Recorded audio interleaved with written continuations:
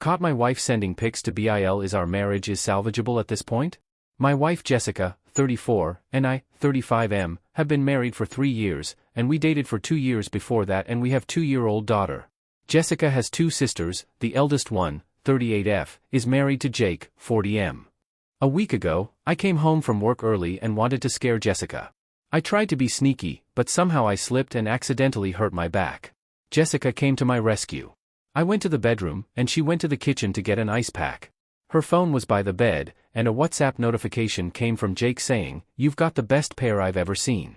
I immediately knew what was happening.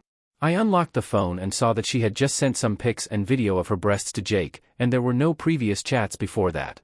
When Jessica came back to the room, I showed her the chat and asked, "How long?" I have known this woman for 10 years, and I have never seen her so mortified. Her eyes got teary, and she said, "Babe, I am sorry, but I can explain," so I said go on. According to her, at the end of 2019, she was struggling with money, and Jake suggested he would help her out. He hinted that he would like to see her pics. So she did send him pics, and it continued over the years. She swears there was nothing emotional or physical involved, it was purely transactional.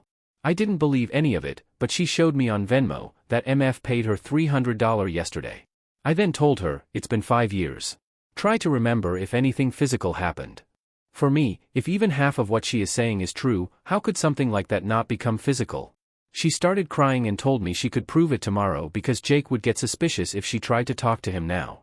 I took her phone, went to a bar, got wasted for the night, and when I came back, she was still there crying. I just slept on the couch.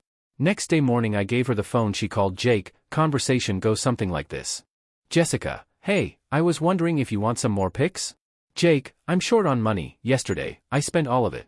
Jessica, "We can do something more this time and meet in person. I've changed my mind on that." Jake, "No way. How much are we talking about?" I felt like I was going to puke. I told her that we are done and left for office. I am not a very wealthy dude, but I would consider myself a stable guy who could take care of his family. Now I just feel like I have failed as a man, whose wife had to sell her body to meet her expected lifestyle. When I got home that night, she looked like shit. I asked Jessica why she kept taking money from him after we got married and why she didn't ask me while we were dating. She said she didn't know how to stop and that it was easy money. I left my home that night and told her she can keep the home and the car, but I want 50-50 custody of my child. So here I am now, haven't told anyone about this. It's been a week since, staying in a hotel. I go home in the evening to play with my daughter. I'm speaking with divorce lawyers, and Jessica is constantly talking about marriage counseling. Update. Before getting to the update, some people were asking me to get a paternity test. I don't need one. I know she is my daughter because I am Indian and Jessica, my wife, is white, and my daughter looks like me.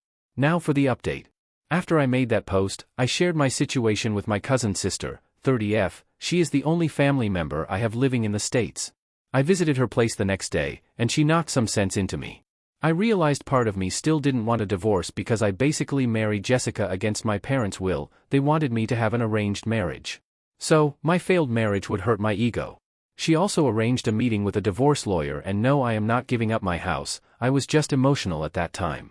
From what I understand, in our state, adultery has pretty much zero impact on the assets, so it will likely be a 50-50th split. However, there is a high chance I can get better custody of my daughter because I have a job, and Jessica doesn't. She is also involved in sex work at this point, which could work in my favor. My father-in-law called me last evening, and he was crying.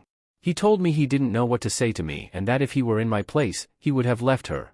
Apparently, Jessica got scared and told her family everything after I didn't visit home for 2 days and had blocked her everywhere. I guess I should have done that a little while ago, and Jake is out of his house also. So, I think I will go for a divorce because there is no point of reconciliation at this point when the whole relationship seems fake to me.